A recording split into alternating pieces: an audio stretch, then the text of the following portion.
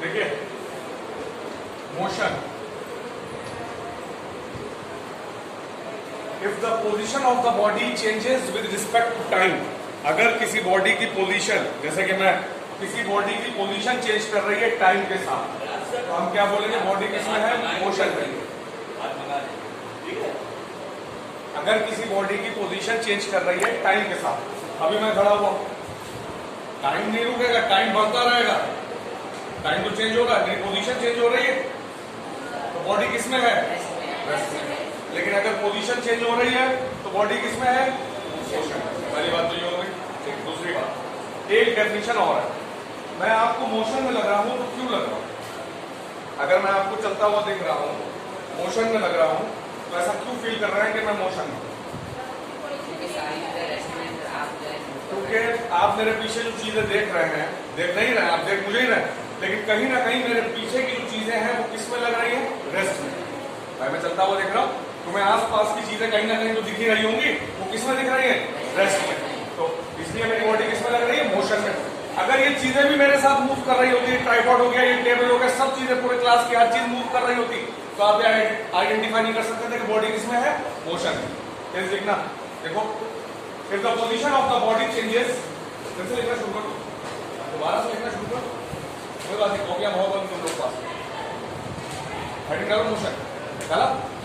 If the position of the body changes, if the position of the body changes with respect to time, if the position of the body changes with respect to time, respect, R-E-S-P-E-C-T, with respect to time, then the body is said to be in motion.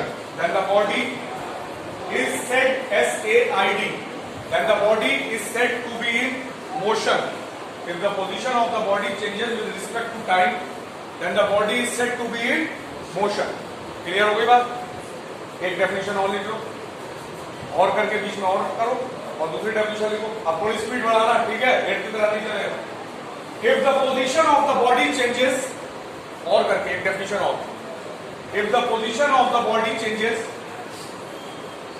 if the position of the body changes with respect to our surrounding, with respect to our surrounding, with respect to our surrounding, then the body is said to be in motion. Said, S-A-I-D. Then the body is said, S-A-I-D, said to be in motion. The body is said to be in motion. ये दूसरी definition है कि अगर body की position change कर रही है surrounding के साथ, आप आसपास की चीजें देख रहे हैं, वो किसमें दिख रही है? रेस्ट में। अगर बॉडी की पोजीशन चेंज कर रही है, आसपास की चीजें किसमें दिख रही है? रेस्ट में। तो बॉडी किसमें होगी? मोशन में। अब डालिए हेडिंग रेस्ट। देखिए, if the position of the body, if the position of the body,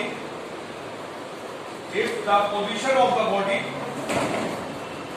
does not changes, if the position of the body does not changes with respect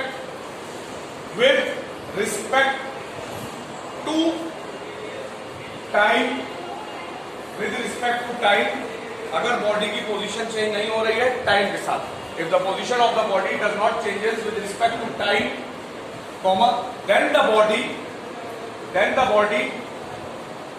is said, S-A-I-D, said to be in, body किसमें होगी? Then the body is said to be in rest position, या state of rest लिख सकते हैं। Then the body is said to be in rest position, R-E-S-T. Then the body is said to be in rest position. लिख लिया? अब देखिए अगला topic. Physics में दो तरीके की क्वांटिटीज होती हैं, एक होता है स्केलर और एक होता है वेक्टर। एक क्वांटिटीज होती है स्केलर और एक होता है वेक्टर। अभी तक आपने नाम सुना होगा 8th क्लास में स्पीड का। स्पीड सुना? डिस्टेंस सुना है? टाइम सुना है? ये बात, जैसे मैंने कहा बॉडी की जो स्पीड है, बॉडी की स्पीड है 20 मीटर पर सेकेंड, ये यूनिट है जिसमें स्पीड नापते हैं, उसे यूनिट बोलते हैं 20 मीटर पर सेकेंड। तो ये जो न्यूमेरिकल वैल्यू है, जो गिनती है, ये मैग्नीट्यूड कहलाता है। क्या कहलाता है? जो गिनती लिखी होगी वो क्या कहलाएगा? मैग्नीट्यूड। फिर से देखिए, मैंने बॉडी की स्पीड लिखी 5 मीटर पर सेकेंड, ये 5 क्या कहलाएगा?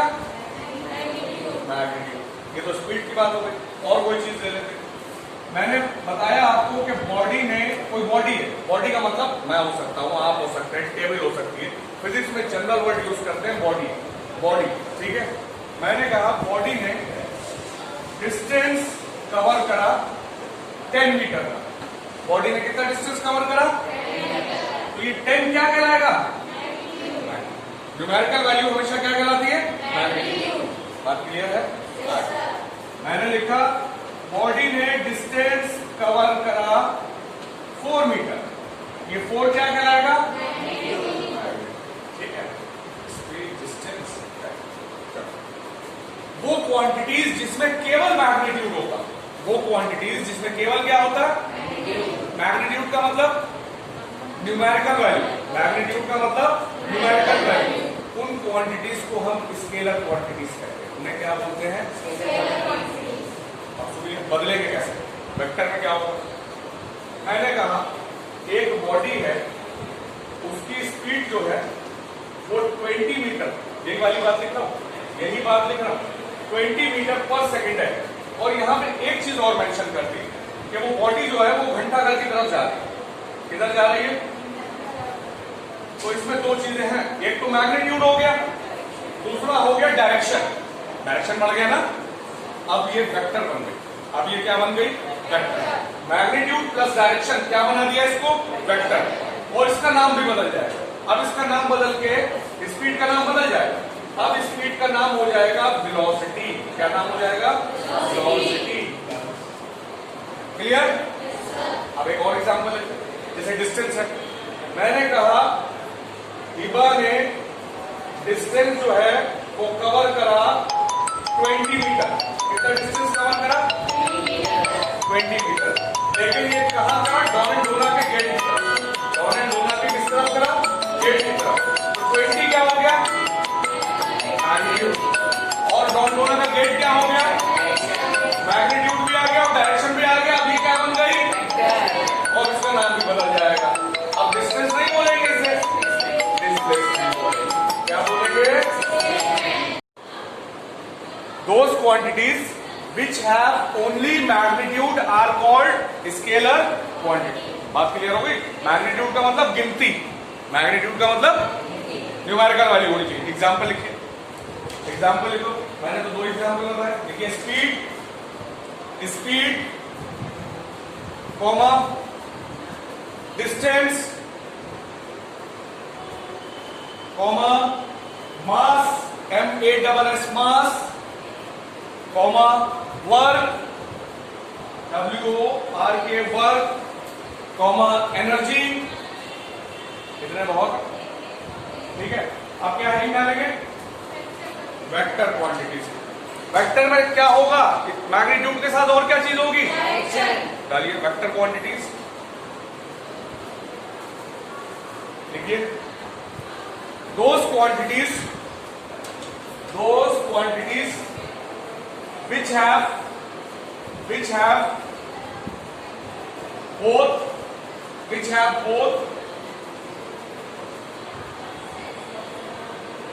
those quantities which have both magnitude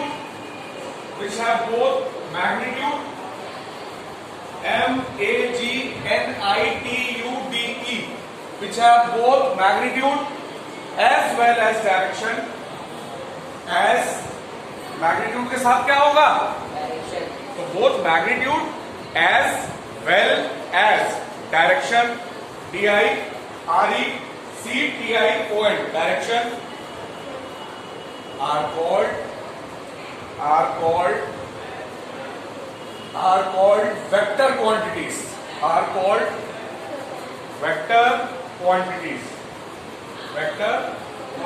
clear हो गया? मैग्नीट्यूड भी होगा और क्या होगा? एग्जाम्पल नोट करिए। पहला एग्जाम्पल क्या होगा? वेलोसिटी। स्पीड किसमें बदल जाती है? एक चीज सेम, ठीक है, बस वेलोसिटी में क्या चीज जुड़ गया? डायरेक्शन ऐड हो गया। Velocity comma displacement, displacement DISPLACEMENT displacement comma acceleration, acceleration ACCELERATION acceleration comma force FORCE force, force comma weight WEIGHT weight, weight comma ये वो टर्म्स लिखा रहा हूं जो आपको पढ़ने हैं, एग्जाम्पल में वही टर्म्स बता रहा हूं जो आपको 9th क्लास में पढ़ने। वेट हो गया, ये हो गया, और फोर्स हो गया, और इसमें एक और बढ़ाइए momentum, momentum MOMENTUM momentum etcetera ETC Punjabi लिख लिया। अब ये तो ये हो गया, हेडिंग डालिए नेक्स्ट।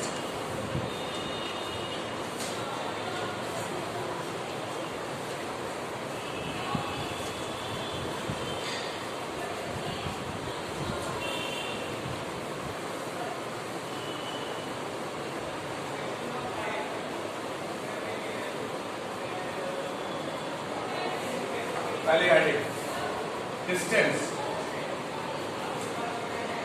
Distance, distance. मैं यहां खड़ा हूं, ठीक है, मैं चल के यहां पे गया, तो ये तो हो गया मेरा पाथ, रास्ता। जो मैंने रास्ते की लेंथ जो है मेरे, जिस रास्ते पे मैं चल के आया, इसकी जो लेंथ है, लंबाई, वो क्या कहलाएगा? डिस्टेंस। मैं यहां तक चल के गया, ठीक है, ये तो रास्ता हो गया, पाथ हो गया। अब इस पाथ को नाप लेंगे, इसकी लेंथ नाप लेंगे, तो हमें क्या मिलेगा? डिस्टेंस, ठीक है।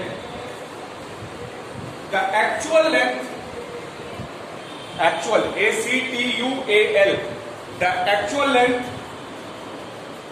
Of the path, the actual length of the path PATH, path covered, the actual length of the path covered, COVERED, covered by a moving object, covered by a moving object, by a moving object, the actual length of the path covered by a moving object is called distance, is called distance, is called distance।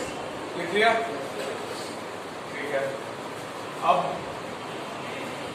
देखो, हर चीज की एक unit होती है जिसमें हम नापते हैं, ठीक है, हर चीज की एक यूनिट होती है जिसमें कोई चीज हम नापते हैं।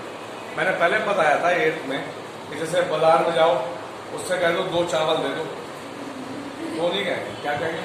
2 किलो चावल, मतलब चावल जो है वो केजी में नापा जाए, यही तो बात हो गई, ठीक है। इसी तरीके से जो डिस्टेंस है, डिस्टेंस आप मीटर में भी नाप सकते हैं, सेंटीमीटर में भी नाप सकते हैं, मिलीमीटर में भी नाप सकते हैं, किलोमीटर में भी नाप सकते हैं, सब में नाप सकते हैं। लेकिन एक होती है इसकी SI यूनिट। कौन सी यूनिट होती है? SI यूनिट वो यूनिट होती है जो हम हमेशा न्यूमेरिकल्स में यूज करेंगे। हमें वो वैल्यू SI यूनिट में चाहिए होती है। कभी भी डिस्टेंस दिया गया होगा, अगर वो किलोमीटर में होगा, इसमें होगा, तो हम उसे मीटर में चेंज करेंगे, क्योंकि डिस्टेंस की जो SI यूनिट होती है वो क्या होती है? मीटर। अगर कोई चीज किलोमीटर में दिया, आप किसमें चेंज करेंगे? मीटर में। सेंटीमीटर में दिए, किसमें चेंज करेंगे? मीटर में। मिलीमीटर में दी गई है, किसमें चेंज करेंगे? मीटर में। मेजर करने को हम किलोमीटर में भी कर सकते हैं, मेजर करने को हम सेंटीमीटर में भी कर सकते हैं, कर समझ सकते हैं। लेकिन एक SI यूनिट होती है, SI का मतलब हो गया international system, international system of standard units, of standard units, ये इसका फुल फॉर्म होता है। ऑल ओवर वर्ल्ड ये यूज करी जाती है, ऑल ओवर वर्ल्ड जो है वो यही यूज करी जाएगी। इसका फुल फॉर्म क्या होता है एसआई का? International system for standard units. तो आप हमेशा याद रखिए किसी भी क्वांटिटी का एक स्टैंडर्ड यूनिट होता है। डिस्टेंस का स्टैंडर्ड यूनिट क्या होगा? मीटर। अगर कोई आपसे पूछेगा क्या डिस्टेंस का यूनिट किलोमीटर हो सकता है, आप कहेंगे हो सकता है, लेकिन अगर वो सवाल करे कि एसआई यूनिट क्या होगा, तो एसआई यूनिट आप क्या बताएंगे? मीटर। वो सेंटीमीटर भी सकता, मिलीमीटर भी सकता, लेकिन जो एसआई यूनिट होगा वो क्या होगा? देखिए नेक्स्ट लाइन में, SI unit of distance is the SI unit of distance is the SI unit of distance is meter. The SI unit of distance is meter. फिर लिखिए नेक्स्ट लाइन में, it is a scalar quantity. It is a scalar quantity. It is a scalar SCALAR. It is a scalar quantity. लिख लिया? कैसी quantity होगी? ठीक है, एक पॉइंट और लिखो, it is always positive. It is always positive, ये हमेशा क्या होगा? पॉजिटिव। डिस्टेंस नेगेटिव में नहीं आया, it is always positive. Clear हो गया? अब डिस्टेंस का भाई, डिस्टेंस का भाई क्या है? डिस्प्लेसमेंट। डिस्टेंस का भैया का नाम क्या है? डिस्प्लेसमेंट। तो डिस्टेंस का हमारा भाई हो गया डिस्प्लेसमेंट। डिस्प्लेसमेंट,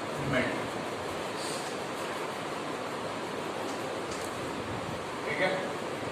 चलिए एडिट, देखिए ये एक पॉइंट है ए। क्या पॉइंट है? ए। कोई भी एक पॉइंट ले लिया, एक बी ले लो, सी ले लो, डी ले लो, ई ले लो। ए से बॉडी चली और वो यहां तक गई बी पे। कहां तक गई? बी पे। इसने जो डिस्टेंस कवर करा वो 10 मीटर करा। कितना डिस्टेंस कवर करा? 10 मीटर। उसकी मर्जी हुई तो थोड़ा और आगे गया, सी पॉइंट पर आ गया। किस पे आ गया? उसने डिस्टेंस कवर करा 15 मीटर। कितना डिस्टेंस कवर करा? 15 मीटर।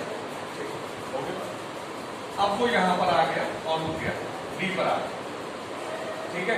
अब डिस्टेंस इसने कवर करा 10 मीटर। कितना डिस्टेंस कवर करा? ठीक है भाई? जहां से चलना शुरू करेगा, जहां से चलना शुरू करेगा वो उसकी कहलाएगी इनिशियल पोजीशन। इनिशियल पोजीशन, या इनिशियल का मतलब शुरुआती, इनिशियल का मतलब शुरुआती, जो पहले होगा। जहां पे चलना खत्म करेगा वो कहलाएगी इसकी फाइनल पोजीशन। Final position. जहां से चलना शुरू करेगा वो कौन सी कहलाएगी? क्या? इनिशियल। और जहां पे चलना खत्म करेगा वो क्या कहलाएगी? देखोगे बस। अब अगर मैं सवाल करूं कि ए से डी तक, ए से डी पॉइंट तक इसने कितना डिस्टेंस कवर करा? ए से डी तक कितना डिस्टेंस कवर करा? 35 करा। ये तो डिस्टेंस हो गया। अब सवाल ये उठा इसने ए से डी तक कितना डिस्प्लेसमेंट करा? तो डिस्प्लेसमेंट की डेफिनेशन होती है जहां से चलना शुरू करा और जहां पर चलना खत्म करा। जहां से चलना और जहां पे चलना, उसके बीच का जो डिस्टेंस है, उसके बीच का जो डिस्टेंस है वो डिस्प्लेसमेंट कहलाएगा। उसके जो बीच का डिस्टेंस है वो क्या कहलाएगा? क्या ये डिस्टेंस के बराबर होगा? डिस्प्लेसमेंट की डेफिनेशन है, डिस्प्लेसमेंट की, बॉडी जहां से चलना शुरू करी और जहां पे चलना खत्म किया उसके बीच का डिस्टेंस क्या कहलाएगा? जहां से चलना शुरू करा और जहां चलना खत्म किया। जैसे फॉर एग्जाम्पल ये एक सर्किल है, ठीक है? ये पॉइंट ए है। कौन सा पॉइंट है? बॉडी ए से चली, कहां से चली? और वापस वो ए पे आ गई। वापस किस पे आ गई? डिस्प्लेसमेंट कितना हुआ? 0। डिस्प्लेसमेंट कितना हो गया? क्योंकि ए से चलना शुरू करी और ए पे ही वापस आ गई। जहां से चलना शुरू करी तो बीच में डिस्टेंस तो कुछ बचा नहीं, तो डिस्प्लेसमेंट कितना हो गया। लेकिन अगर डिस्टेंस निकालेंगे तो डिस्टेंस के लिए हमें ये सर्किल की सरकमफ्रेंस चाहिए होगी, सरकमफ्रेंस कहलाती है। और सरकमफ्रेंस का फॉर्मूला क्या होता है? 2 पाई r, 2 पाई सरकमफ्रेंस का ये तो फॉर्मूला होता है। तो अगर डिस्टेंस निकालना तो 2 पाई r लगा दो, लेकिन डिस्प्लेसमेंट कितना हो जाएगा? 0। अब एक और देखो एग्जांपल, ये बॉडी A से B तक गई 10 मीटर, डिस्टेंस कितना हुआ? 10 मीटर। डिस्प्लेसमेंट कितना हुआ? 10 मीटर। भाई स्ट्रेट पाथ पे डिस्टेंस और डिस्प्लेसमेंट बराबर होगा। A से चली B पे आ गई, ये इसकी इनिशियल पोजीशन हो गई, ये क्या हो गई? इसके बीच का डिस्टेंस ही तो डिस्प्लेसमेंट कराएगा। तो बीच का डिस्टेंस कितना है? और वैसे भी 10 करा। तो अगर बॉडी स्ट्रेट पाथ में मूव कर रही है तो डिस्टेंस किसकी बराबर हो जाता है? क्लियर हो गई बात? डिस्प्लेसमेंट में लिखिए the shortest distance, the shortest distance between, the shortest distance between the initial position, between the initial position and final position, between the initial position and final position of a body, the shortest distance between the initial position and final position of a body is called displacement, is called displacement। Circle वाला example समझ में आ गया? जैसे मैं यहाँ खड़ा था और मैं चल के यहाँ तक गया 10 मीटर, फिर वहां पे आ गया 10 मीटर, तो डिस्टेंस तो 20 मीटर हो गया, 10 उधर गया 10 इधर आया, लेकिन डिस्प्लेसमेंट कितना हो गया? जहां से चलना शुरू करा था वापस वहीं पे आ गया। ठीक है बात? डिस्प्लेसमेंट लिख लिया? आगे लिखिए नेक्स्ट लाइन में, it is A vector quantity, it is a vector quantity, it is a vector quantity। ये कैसी क्वांटिटी होगी? इसको भी मीटर में नापेंगे, इसको भी किस में नापेंगे? भाई डिस्टेंस का भाई है तो इसको किस में लेंगे? मीटर में। नेक्स्ट लाइन लीजिए, the SI unit of displacement is, the SI unit of displacement is, the SI unit of, SI का full form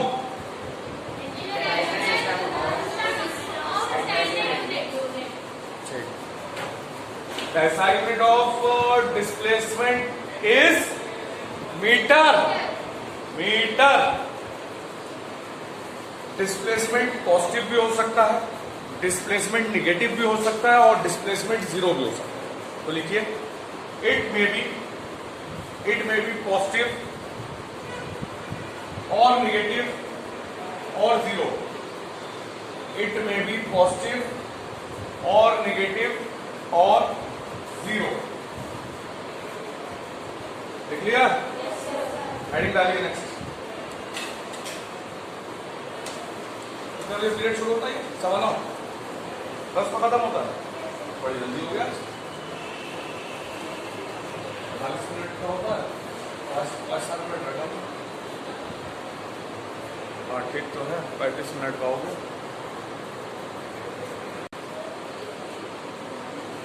Distance traveled by a body, distance traveled, TRAVELLED, distance traveled by a body in unit time, in unit time, unit का मतलब होता है पर second, unit का मतलब क्या होता है? पर सेकेंड, पर सेकेंड मतलब 1 second. Distance traveled by a body in unit time is called its speed, is called its speed, is called its speed। लिख लिया? नेक्स्ट टाइम लिखिए फॉर्मूला देखो, speed equals to distance upon time. Formula लिखिए,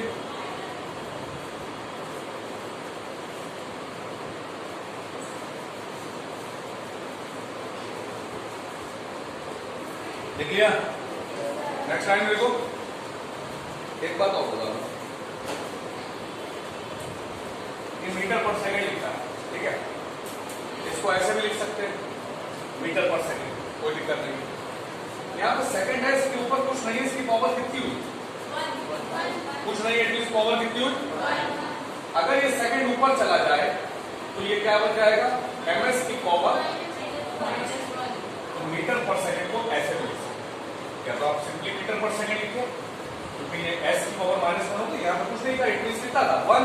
जब denominator वाला ऊपर जाता है तो पावर का साइन चेंज हो जाता है, ms -1 भी लिख सकते हैं। क्लियर है बात? लिखो its SI unit is metre per second, ऐसे लिखो, ऐसे लिखो मीटर पर सेकंड और ms की पावर -1, एक ही बात, मीटर पर सेकंड और ms की पावर -1, लिख लिया। नेक्स्ट टाइम लिखो it is a scalar quantity, scalar है स्केलर है, हाँ लिख लो, it is a scalar quantity, it is a scalar quantity, लिख दिया आपका? क्या क्या लिखा? स्पीड की डेफिनेशन लिखी, ये लिखा, यूनिट लिखा और स्केलर क्वांटिटी, रेडी कर लो।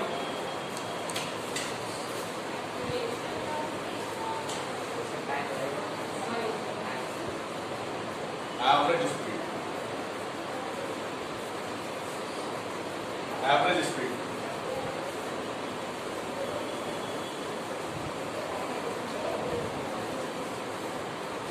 Average speed,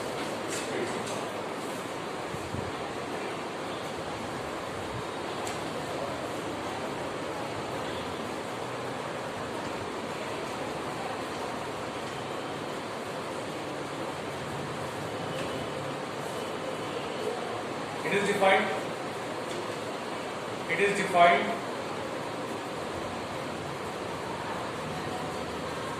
as the ratio of, it is defined as the ratio of, ध्यान से मत पढ़ो, तुम्हारा ज्यादा अक्षर में मिलेगा तो मुश्किल मिलेगा। It is defined as the ratio of RATIO, as the ratio of total distance traveled, total distance, it is defined as the ratio of total distance traveled in total time taken, in total time taken by the body, in total time taken by the body, हो गया?